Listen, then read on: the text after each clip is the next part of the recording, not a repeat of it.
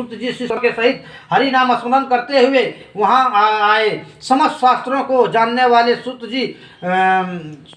सूत जी को आते देख महातेजस्वी शौनकादि मुनिगण खड़े हो गए। सब धर्मों को जानने वाले श्रेष्ठ सूत जी तथा परम वैष्णव शौनकादि ऋषि परस्पर शीघ्रपात से पृथ्वी पर दंडवत नमस्कार करके शौनकादि मनुष्यों के आसन पर संपूर्ण शिष्यों सहित बुद्धिमान सूत जी बैठ गए। बैठे हुए सूत जी के शौनकादि मनुष्यों ने नमस्कार कर हाथ जोड़कर कहा हे सर्वज्ञ सूत जी, कली काल में मनुष्य की हरि भक्ति किस उपाय से है? हे भगवान, यह कहिए, क्योंकि कली काल में सब प्राणियों पाप करने में तत्पर और वेदाहीन हो जाएंगे। उसका कल्याण किस प्रकार होगा? इस कलयुग में मनुष्य प्राणों को धारण किए थोड़ी आयु वाले निर्धन हो अनेक पीड़ा से युक्त होंगे। प्रायः पुनः अति परिश्रम से होता है। इससे कलयुग में कोई मनुष्य पुण्य करेगा और सब पुण्य के नष्ट हो, सब पापों से वृत हो जाएंगे। तब तुच्छ ज्ञान वाले हो जाएंगे।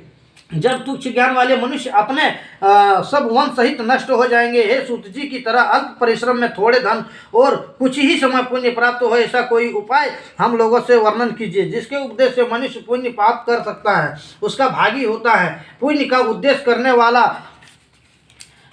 वाला दयावान, कपट रहित, निष्पाप और निर्विरोधी के चार तरह के मनुष्य नारायण समान है।